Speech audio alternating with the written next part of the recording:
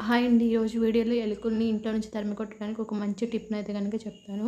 ముందుగా మీరేం చేస్తారంటే ఒక గిన్నె తీసుకొని గిన్నెలోకి శనగపిండిని గానీ, గోధుమ పిండిని గానీ, మైదా పిండిని గానీ తీసుకోవాలి.